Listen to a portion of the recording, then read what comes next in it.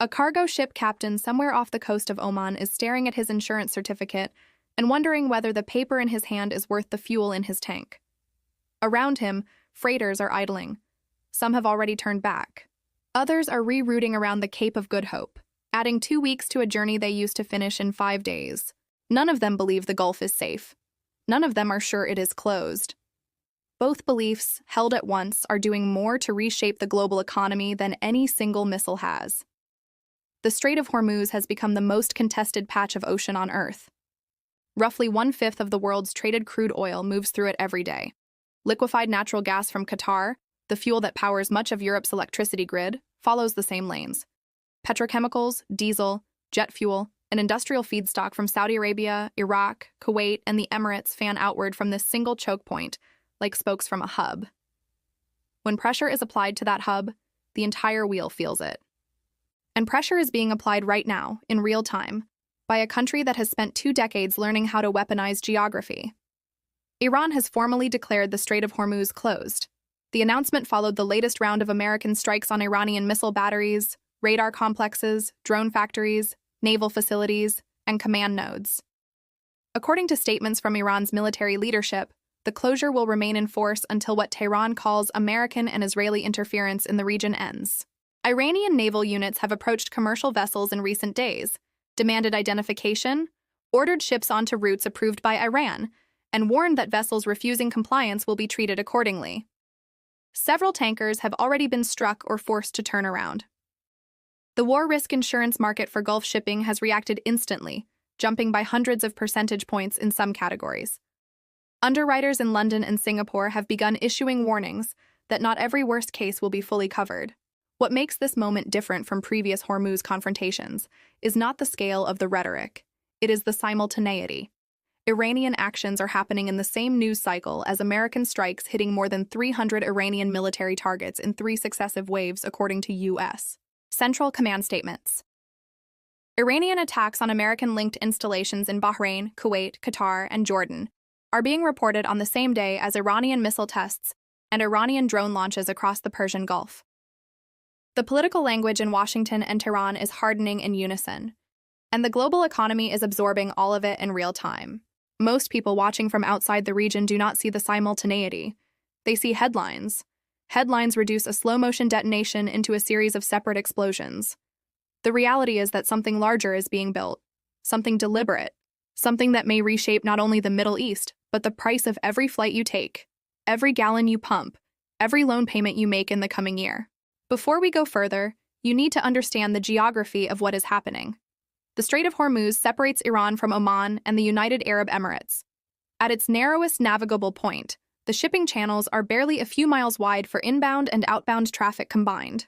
Every oil tanker leaving the Gulf must pass through these channels. Every LNG carrier from Qatar must pass through them. Every cargo ship supplying the Arabian Peninsula must pass through them. There is no realistic overland alternative for liquid hydrocarbon exports of this scale. Pipelines running through Saudi Arabia and the Emirates provide some redundancy, but the bulk of Gulf exports, especially crude from Saudi Arabia and LNG from Qatar, still requires the strait. That single fact gives Iran extraordinary leverage. Tehran does not need to physically seal the strait to extract enormous pressure from it. Iran only needs to make every ship owner, every insurer, every charterer, and every energy trader believe that closure is possible. That single layer of uncertainty is enough to swing oil prices by tens of dollars per barrel in a week. It is enough to push jet fuel costs higher. It is enough to drag central banks off their inflation glide path. It is enough to punish equity markets from New York to Tokyo to Frankfurt. Uncertainty is not collateral damage in this confrontation. Uncertainty is the strategy. The American response, by contrast, has been kinetic and heavy. The strikes confirmed by U.S. Central Command in recent days have hit radar installations along the coast, missile batteries inland, drone production facilities near major cities, ammunition depots in the south, naval patrol craft docked at port, communications hubs in the Central Plateau, and coastal surveillance systems along the strait itself. Targets have been reported in Iranian provinces around Bandar Abbas, Bushehr, Jask, Chabahar, Konarak, Abu Musa, and the inland transport corridors that connect the coast to the interior. American officials say the goal is to dismantle the machine that allows Iran to monitor, target, and attack commercial shipping in the Gulf. On paper, the logic is straightforward. Strip away the radar and the missiles lose guidance. Strip away the launchers and the missiles lose mobility. Strip away the factories and the missiles lose replacement. But military destruction has a darker paradox. It rarely solves the political problem that created the war in the first place. Every American strike on an Iranian military target produces two possible reactions inside the Iranian system.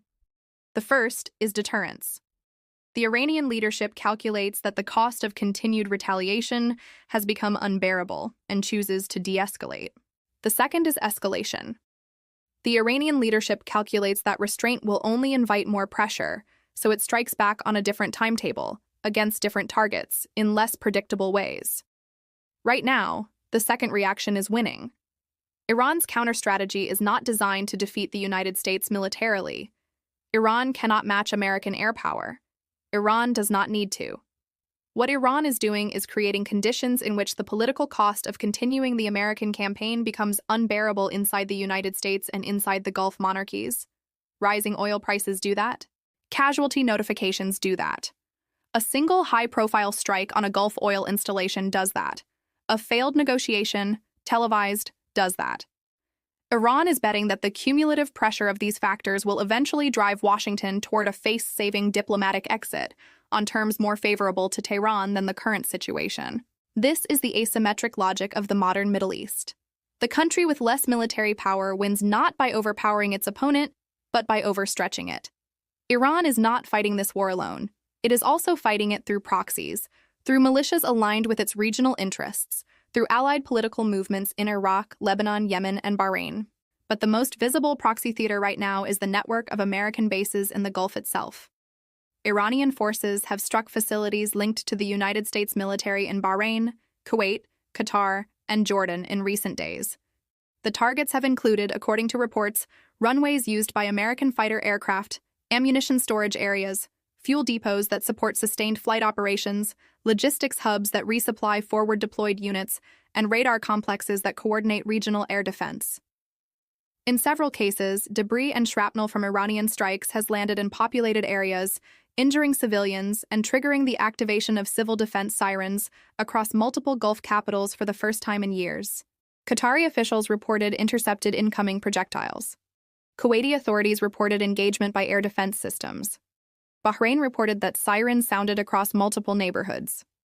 These strikes are not random. They are targeted, geographically and operationally, at the specific infrastructure that allows American power to be projected into this region from 1,000 miles away.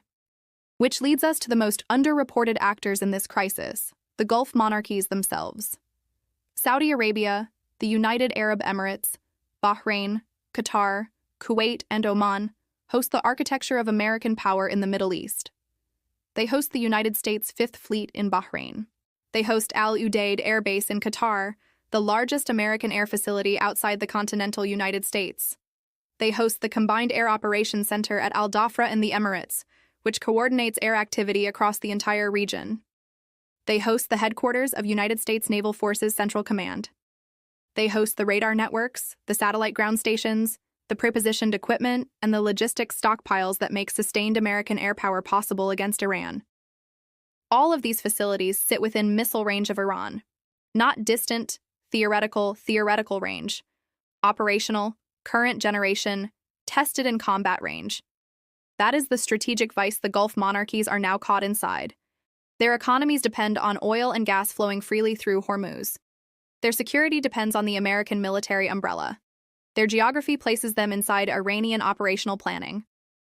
Every additional American strike against Iran makes Gulf territory more exposed to retaliation. Every additional Iranian strike against American bases in the Gulf makes those same monarchies quietly wonder whether hosting U.S. forces is still worth the price tag of being a target. Washington can decide to escalate or de-escalate. The Gulf cannot. Washington can leave, in theory. The Gulf cannot. That asymmetry is the unspoken backdrop of every phone call between the White House and a Gulf royal court right now. It is also the reason Oman has quietly become the most important diplomatic actor most Americans have never heard of. The Sultanate of Oman has cultivated patient, indirect relationships with Tehran for decades. It hosted back-channel contacts between Washington and Tehran during earlier administrations. It has the kind of quiet diplomacy that loud confrontations cannot tolerate. Omani officials have reportedly been in contact with both the Iranian Foreign Ministry and U.S. Special Envoy channels in recent days, attempting to construct some kind of de-escalation framework before the next round of strikes begins. Qatar has its own diplomatic muscle.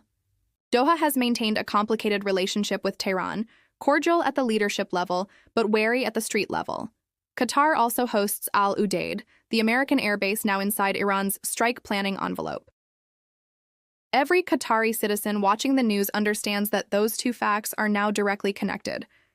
The Gulf is not a passive stage in this drama. It is an active participant struggling to keep its own territory from being crushed between two bigger forces. Now we need to talk about the American bombing campaign itself, because the public narrative in Washington does not match the operational reality on the ground. The public narrative says the United States is degrading Iran's ability to attack shipping and will eventually force Iran to negotiate. The first part is true. The second part is unproven. What is also true and rarely stated publicly is that the scope of American strikes has expanded well beyond coastal radar and naval targets. Reports from inside Iran describe damage not only to military infrastructure, but also to power generation facilities in southern provinces, transport corridors that feed military logistics, and energy installations that serve civilian populations.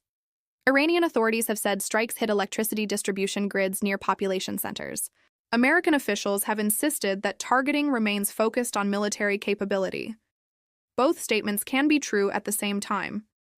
This is because every modern war expands the definition of a legitimate target until the line between military infrastructure and civilian life disappears. A radar station is unambiguously military. A port handling both naval operations and commercial shipping is dual use. A railway carrying passenger trains and military supplies is dual use. An electrical grid powering cities and missile production facilities is dual use. A communications hub linking ordinary citizens to air defense coordination is dual use. An energy installation serving both a forward operating base and a civilian population is dual use. This is why the next phase of this confrontation will look different from the opening phase. The violence is moving from symbols to systems. Palaces and headquarters look dramatic on television.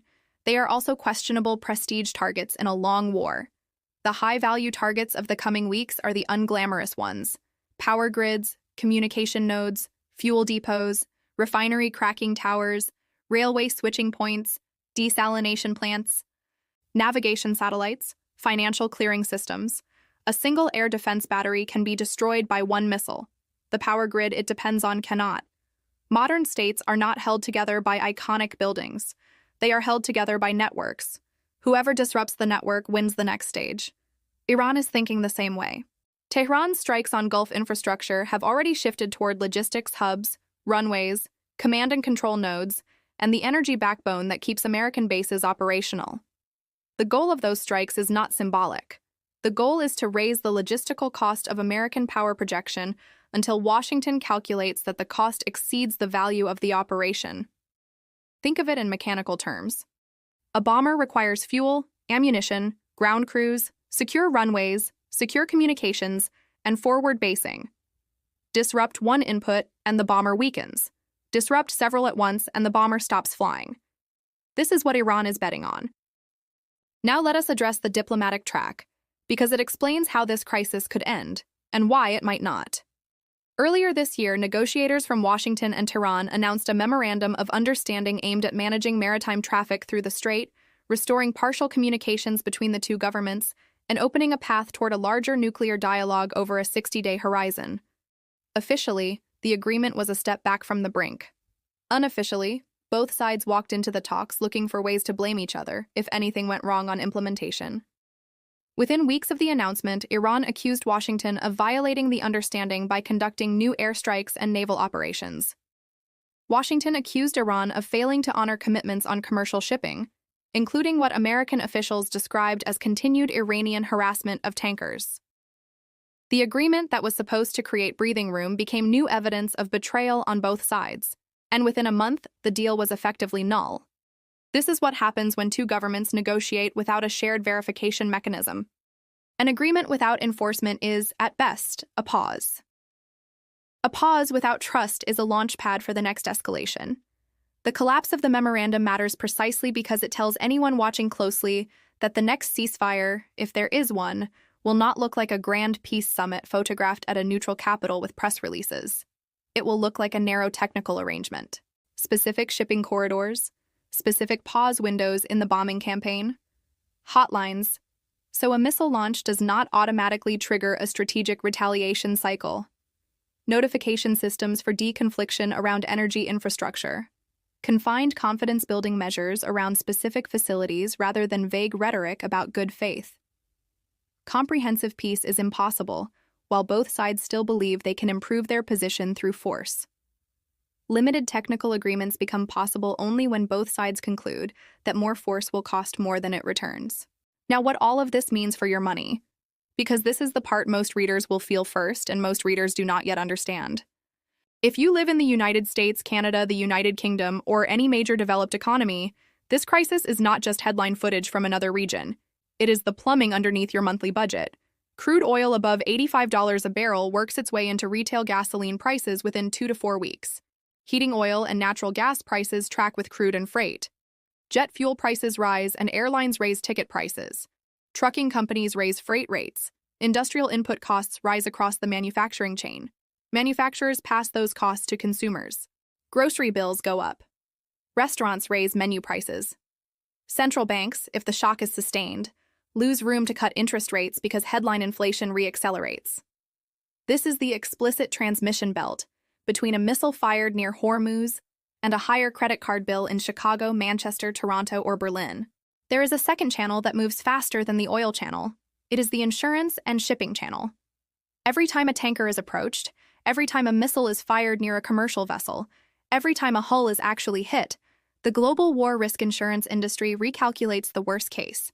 War risk premiums for Gulf shipping have spiked sharply in recent weeks. Some ship owners have voluntarily paused transits rather than absorb the cost premium. When enough shipping capacity is sidelined, even the cargo that does move costs more. That second channel feeds into supply chains before any consumer notices fuel prices moving. There is a third channel, financial contagion. Energy shocks originating in the Gulf have historically been followed by elevated volatility in European and North American equity markets. Credit spreads widen. Safe haven assets like gold and U.S. Treasuries get bid higher. Currencies of oil-importing nations weaken against the dollar. Pension funds and retirement portfolios see daily moves that look like they belong in a crisis decade. You do not need to invest a single dollar in the energy sector to be exposed. You only need to be alive and using a currency that buys fuel. This picture would be simpler if the war had a clear political objective. It does not. The standard justifications for sustained military pressure on Iran are familiar. Deny Tehran nuclear weapons capability. Protect Allied shipping. Punish attacks on American personnel and partners. Eventually force Tehran to negotiate seriously or to change behavior. But those goals do not align neatly. Punishing Iranian attacks requires one kind of sustained campaign. Forcing Iran to reopen Hormuz requires a different operation. Destroying Iran's missile program entirely requires a third. Preparing the ground for regime change requires a fourth. Long-term containment requires patience that American politics rarely permits. Total military defeat of a country the size of Iran would require costs the American public has not voted for, and the casualty totals that would accompany it. This is the strategic trap Washington has walked into. Every strike is tactically successful and strategically ambiguous. Hundreds of targets destroyed does not equal a clear end state. Iran may be weakened. Iran may also be unrestrained. Gulf states may be defended and still feel less secure. Israel may be further from existential threat and still inside a multi-front risk environment. Everyone can claim success while the system grows more unstable. The political dimension inside America matters too, because it shapes how long the campaign can continue against a country the size of Iran with a population nearly 3 times that of Iraq. Senator Lindsey Graham of South Carolina, one of the most prominent Republican voices on foreign policy and one of the strongest advocates in Congress for sustained pressure on Iran, died on July 11th after what his office described as a brief and sudden illness. The District of Columbia medical examiner subsequently identified the cause as an aortic dissection, a sudden cardiovascular event that typically leaves almost no warning. Graham had just returned from an overseas trip. and was preparing for a Sunday television appearance when he collapsed. His death does not end the war. It reveals the political architecture underneath it. Foreign policy is not made only by generals and diplomats. It is sustained by elections, congressional votes, party coalitions, defense spending bills, and the relationships between political leaders. Graham was one of the strongest votes in the Senate for sanctions pressure on Iran, for sustained military assistance to Israel, and for confrontation with Tehran. His seat, with Republicans temporarily holding a narrow majority, will now be filled by appointment from South Carolina's governor before a special primary later this summer, ahead of the November midterm. The replacement will almost certainly be conservative. South Carolina is not going to send a dove to replace a hawk. But the political calendar matters. Midterm elections are approaching. If the American public starts to feel real pain at the pump, if casualty notifications begin arriving at military bases back home, if the campaign fails to produce an obvious deliverable, the political environment will shift. Every senator up for re-election in 2026 will be quietly measuring the war's domestic cost. That is why the narrative battle running parallel to the shooting war is so important. Washington is framing the campaign as protection of freedom of navigation and defense of American allies. Tehran is framing it as defense of sovereignty against foreign aggression. Gulf governments are framing themselves as victims caught in someone else's dispute. Israel is framing Iran as an existential threat. Every actor is trying to define the meaning of the same set of facts. When the narrative battle is this contested, tactical victories produce strategic confusion. Let us now take you inside the strategic endgame, because this is what will determine whether your fuel bill returns to something resembling normal or stays elevated for the year ahead. There are 3 plausible scenarios on the table. Scenario 1 is controlled escalation. The United States continues striking Iranian military infrastructure at a measured pace. Iran continues limited retaliation against shipping and American-linked facilities. Gulf governments intensify private diplomacy through Oman and other channels to produce a face-saving ceasefire. Neither side crosses the threshold that would trigger all-out regional war. This scenario is dangerous. It is also the most likely outcome in the short term because it preserves room for both governments to continue claiming victory without paying the full cost of either victory or defeat. Scenario 2 is regional expansion. A major strike produces high casualties. Washington hits deeper inside Iran. Tehran responds with a much larger wave against Gulf bases, energy facilities, or Israel. Maritime traffic through the strait collapses for weeks. Oil prices spike toward triple digits. Governments across the region activate emergency measures. This scenario becomes more likely if communication channels collapse entirely, if a single serious incident produces domestic political outrage, or if either side concludes that its opponent is consolidating a permanent advantage that must be broken by force. Scenario 3 is coercive negotiation. Both sides demonstrate the capacity to inflict sustained pain over an extended period. After enough cost has been paid, Oman or another intermediary produces a narrow ceasefire. The strait partially reopens under temporary monitoring by international observers or by neutral militaries. Attacks on Gulf bases stop. American strikes pause. The deeper issues, including nuclear capability, sanctions enforcement, and regional alliance architecture, remain unresolved, but the immediate crisis is contained. This is not peace. This is strategic exhaustion disguised as diplomacy. My own read is that we are closest to Scenario 1 now, with the door to Scenario 2 still dangerously open, and Scenario 3 still waiting at the end of the corridor. The path to negotiation runs through pressure that both governments cannot sustain indefinitely without political damage at home. The path to wider war runs through accident, miscommunication, or a single high-casualty strike that tips public opinion beyond any politician's ability to manage. Most war planners in Washington privately expect Scenario 1 to dominate the next several weeks. Most of them also privately admit that the probability of Scenario 2 rises sharply if a single catastrophic event tips the calculus. Which brings us to what you should actually watch in the days ahead, because the most important developments will not be the explosions everyone sees on cable news. They will be the quieter moves behind them. Look at shipping patterns. Tanker traffic through the strait that suddenly drops by double-digit percentages will tell you the market believes the strait is functionally closed, not just rhetorically closed. Look at insurance restrictions. If war risk premiums for the Gulf keep rising, underwriters have already calculated that they believe the war is getting worse before most governments will admit it publicly. Pay attention to Oman. Increased Omani diplomatic activity, especially flights between Muscat and Tehran, will signal that mediation is intensifying behind the scenes. Watch the language from Manama, Kuwait City, Doha, Abu Dhabi, and Riyadh. If Gulf governments begin placing quiet limits on American operations from their territory, including reduced overflight clearances, restricted basing access, and tighter coordination requirements, they have privately lost confidence in the campaign. That is the moment Tehran realizes it can widen the threat without triggering a unified Gulf response in defense of American operations. Watch whether Iran begins targeting energy infrastructure rather than purely military facilities. Strikes on oil depots, refineries, and electrical generation assets cross a different threshold than strikes on barracks and radar stations. They hit civilian life directly. They change the political math inside Washington because American voters will feel them within weeks through their utility bills and through global market prices. Watch whether the United States shifts from coastal targets toward command and control systems, electrical networks, and inland transport hubs.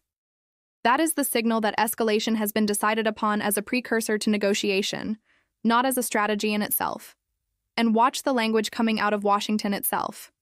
When American officials begin emphasizing limited objectives and the language of freedom of navigation, they are preparing the public for containment rather than total victory. When the language shifts toward regime change, ending the Islamic Republic, or terms like national surrender, the probability of uncontrolled escalation rises dramatically. There is one final lesson worth holding on to, because it explains why this moment feels so relentlessly confusing, and why the headlines alone cannot guide you. Power is not the same as control. The United States has overwhelming military capability. It can strike targets anywhere in Iran. It cannot, however, dictate the political structure of the Middle East from the cockpit of a fighter jet. Iran has geography, ballistic missiles, drone fleets, regional partners, and an unmatched ability to create economic uncertainty. Iran cannot match American power in a conventional war. Iran does not have to. The Gulf states have extraordinary wealth and strategic geography. They also have missile defense gaps, demographic vulnerabilities, and a catastrophic dependency on a single waterway. Israel has military supremacy in its immediate region. Israel also faces the danger of a multi-front war it has not chosen. Russia and China may not need to fire a single weapon to benefit from this confrontation. They can watch Washington spend resources, watch allies absorb casualties, watch oil markets spike, and quietly count the strategic minutes as the United States grows more overstretched. Sometimes the most strategic actor is the one that lets its rivals exhaust themselves. This is the paradox of the present moment. Every strike meant to restore deterrence lays the groundwork for the next escalation. Every attack designed to produce security generates new reasons for retaliation. Every agreement reached under pressure contains the seeds of its own collapse. A weakened Iran can still be dangerous. A defended Gulf can still be economically unstable. A reopened strait can still be vulnerable to the next crisis. The next decisive development will not be the explosion everyone sees on their phone. It will be the strategic decision made quietly behind it. And that is what you should be watching for. If you want to understand not just what happened today, but what happens next, the smartest move you can make is to follow where the tanker traffic goes before the headlines do. Watch the insurance market. Watch the Gulf capitals. Watch the language out of Washington and out of Tehran. Subscribe to channels that do not just chase explosions, but explain why each one was chosen. Turn on notifications so you do not miss the next turning point. Share this analysis with someone you think is being kept in the dark about what is actually unfolding. Drop a comment with which scenario you believe is most likely: controlled escalation, regional expansion, or coercive negotiation, and tell me why. Your judgment shapes what I cover next. Because the most important story rarely belongs to the loudest microphone. It belongs to the patient observer watching the next move before it arrives. And that is the only advantage any of us have.